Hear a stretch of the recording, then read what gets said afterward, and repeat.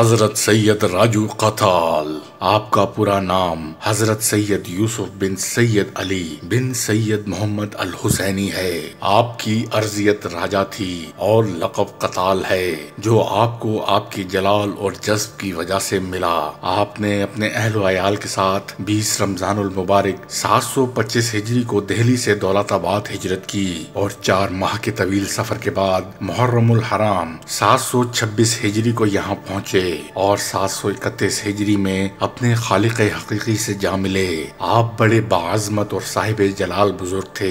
آپ خود اور آپ کے والد ماجد سید علی حسینی دونوں حضرات سلطان المشائخ محبوب الہی کے مرید اول تھے۔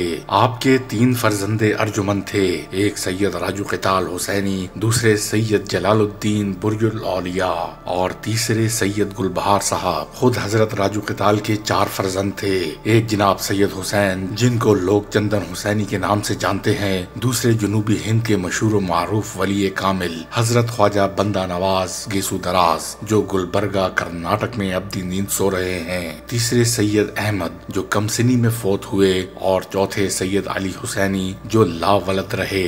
آپ کی صرف ایک صاحبزادی تھیں جن کا نام بی بی رانی تھا اور غالباً یہ آپ کی اولاد میں سب سے بڑی تھیں، کیونکہ وہ حضرت خواجہ بندہ نواز گیسو دراز کی پیدائش سے چند دنوں قبل فوت ہو گئی تھیں۔ آپ کا مزار خلد آباد کے شاہی بنگلوں کی شمالی ڈھلان پر پہاڑی کے دامن میں ہے اور یہاں سے حضرت زرزری زربخش کا مزار زیادہ دور نہیں۔ اس کے قرب و جوار میں اولیاء مسجد ہے جو یہاں نماز پڑھنے کے لیے 1400 ولی اللہ نے مل کر تعمیر کی تھی۔ اگر ہم سڑک کے راستے جائیں تو اس پرفضا پہاڑی کے دامن میں داہنی طرف ایک بڑا میدان اور چوکور احاطہ ہے جس میں ملک عنبر کا مزار ہے۔ اس کے قریب ہی ان کی بیوی سیدہ کریمہ کا مزار ہے۔ پہاڑ کے دامن میں مغرب کی طرف آگے چل کر ایک بڑا سا مضبوط پھاٹک ملتا ہے جس کے اندر 100 قدم کا راستہ ہے جس میں باغ لگا ہوا ہے، اور جہاں یہ ختم ہوتا ہے وہاں بائیں طرف ایک خانقاہ ہے اور داہنی طرف حضرت راجو قتال حسینی کا مقبرہ ہے جو ایک چبوترے پر بنے ہوئے حجرے پر مشتمل ہے۔ اوپر گنبد ہے اور مغرب کی طرف ایک مختصر سی مسجد ہے۔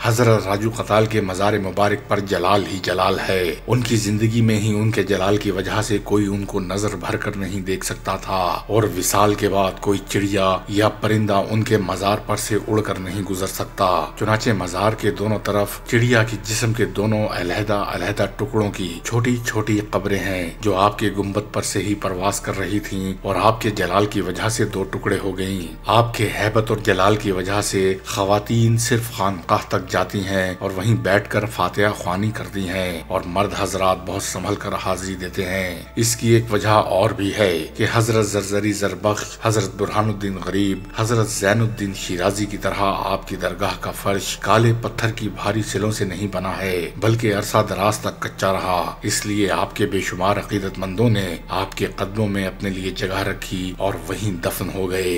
حضرت راجو قتال چشتیہ نظامیہ کے سلسلے کے سچے پیروکار تھے۔ سما سے مجذوبیت کے باوجود از حد رغبت تھی۔ ایک دفعہ اشراق کی نماز پڑھ رہے تھے اور آپ کے 2 شاگرد معتقدین جن میں سے ایک خوشنویس تھے اور دوسرے طالب علم سما کے موضوع پر بحث و مباحثہ کر رہے تھے۔ حضرت خواجہ بندہ نواز گیسو دراز حضرت راجو قتال کے صاحبزادے تھے۔ فرماتے ہیں کہ چند لمحوں بعد میرے والد بزرگوار نے سلام پھیرا اور دونوں سے مخاطب ہو کر کہا، میں نماز میں تھا لیکن جو گفتگو تم لوگ آپس میں کر رہے تھے وہ میرے کانوں میں پڑ رہی تھی، کہو تو دہرا دوں، لیکن جب سما کا وقت ہوتا ہے تو میں کسی اور عالم میں ہوتا ہوں، اور وہ ایسا وقت ہوتا ہے کہ میں دنیا و ما فیہا دونوں سے بے خبر ہو جاتا ہوں۔ آپ کا دولت آباد میں قیام بہت مختصر رہا لیکن برہان پور سے دولت آباد تک معتقدین پھیلے ہوئے تھے۔ حد یہ ہے کہ قطب شاہی یعنی گولکنڈا کا آخری تاجدار ابو الحسن تانا شاہ آپ ہی کے قدموں میں آسودہ ہے۔ اس سے پتہ چلتا ہے کہ برسوں بعد بھی چشتیہ سلسلے کے شاہ شاہان سلف کی عقیدت میں کوئی کمی نہیں آئی، کیونکہ حضرت راجو قتال کی وفات 731 ہجری میں اور قطب شاہی سلطنت کو عالمگیر نے 1091 ہجری میں فتح کیا۔ حیرت یہ ہے کہ ابو الحسن تانا شاہ جو قطب شاہی یعنی گولکنڈہ کا آخری تاجدار تھا اور اورنگزیب عالمگیر دونوں مدتوں ایک دوسرے کے حریف رہے، لیکن جب موت کا وقت آیا تو ایک نے حضرت راجو قتال کے در پر دفن ہونے کی وصیت کی، دوسرے نے حضرت زین الدین اور شیرازی کے قدموں میں رہنے کی وصیت کی، اور یہ دونوں بزرگ خلد آباد میں چشتیہ سلسلے کے مشہور بزرگ اور حضرت نظام الدین اولیاء کے عاشق زار تھے۔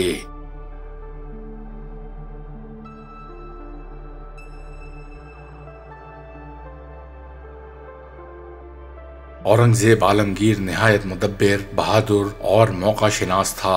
ایک مارکا سر کر چکا تھا، لیکن گولکنڈہ موجودہ حیدرآباد آندھرا پردیش کا یہ قلعہ اس کے لیے وبال جان بن گیا تھا۔ مہینوں محاصرے کے بعد بھی وہ قطب شاہی فوج کو شکست نہ دے سکا، حالانکہ یہ وہی اورنگزیب ہے جس کے لیے دیوگری کا پہاڑی قلعہ بھی کوئی چیز نہ تھا۔ عالمگیر جب محاصرے سے پریشان ہو گیا تو وہی تدبیر کی جو سلطان محمود غزنوی نے سومنات کے مارکے میں کی تھی، یعنی خاک سر پر رکھ کر کئی سجدے کیے اور خداوند قدوس سے مدد کا طالب ہوا، اور اسی عالم میں اس کی پلک جھپک گئی۔ رات کو بشارت ہوئی کہ 2 دن بعد رات کو ایک خوفناک آندھی آئے گی، تمام خیموں کے چراغ بجھ جائیں گے، چھاؤنی میں ہاتھ کو ہاتھ سجھائی نہ دے گا، تم اس وقت باہر نکل کر دیکھنا، جس خیمے میں دیا جلتا ہو وہیں چلے جانا، جو سپاہی وہاں موجود ہوں وہی تم کو قلعہ فتح کرنے کی کوئی تدبیر بتائیں گے۔ اورنگزیب عالمگیر نے اس رات کا انتظار کیا اور باحکم خدا ایسی سخت آندھی آئی کہ ہاتھ کو ہاتھ سجھائی نہ دیتا تھا،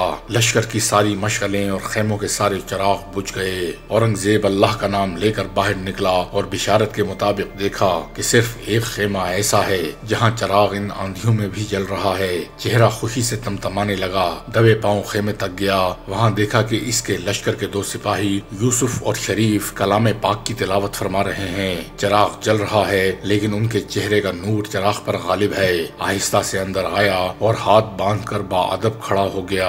قرآن کی تلاوت کرنے والوں نے جب شہنشاہ کو اپنے سامنے دیکھا تو حیران رہ گئے، کلام پاک بند کیا اور چاہا کہ بصد احترام کھڑے ہو جائیں، لیکن عالمگیر نے روکا اور خود ان کے آگے سر جھکا کر کہا، بندہ ناچیز حاضر ہے، بتائیے کہ گولکنڈے کی مہم کیسے سر ہوگی۔ ان دونوں نے ایک دوسرے کو مانی خیز نظروں سے دیکھا، راز فاش ہو چکا تھا۔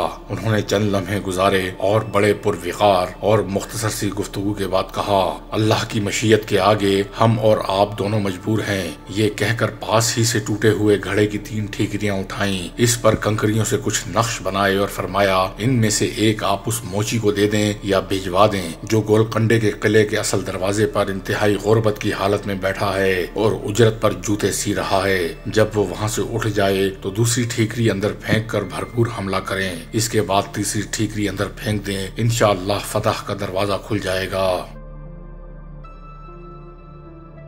اورنگزیب عالمگیر نے صبح کا انتظار کیا اور رات بھر یہی سوچتا رہا کہ گولکنڈے کے قلعے کے صدر دروازے پر بیٹھے ہوئے شخص کو کس کے ہاتھ یہ ٹھیکری پہنچا دے۔ کون ایسا معتبر شخص ہو سکتا ہے جس کو اس اللہ والے کی خدمت میں بھیجوں جو قلعہ تھامے ہوئے ہے۔ بڑی سوچ و بچار کے بعد اورنگزیب عالمگیر نے فیصلہ کیا کہ وہ خود عام آدمی کا بھیس بدل کر جائے گا اور یہ خدمت انجام دے گا۔ چنانچہ جب یہ خفیہ اور عارفانہ پیام ان تک پہنچا تو انہوں نے قاصد کی صورت بغور دیکھی اور اپنا سامان کفش دوزی سمیٹ کر بولے، مشیت خداوندی یہی ہے، قلعے کے فتح ہونے کا وقت آ چکا ہے اور ہم یہاں سے ہٹے جاتے ہیں۔ اس کے بعد وہ مجذوبانہ انداز میں وہاں سے چل دیے اور عالمگیر نے اپنے سپاہیوں اور شریف کے کہنے پر عمل کیا اور قلعہ فتح ہو گیا۔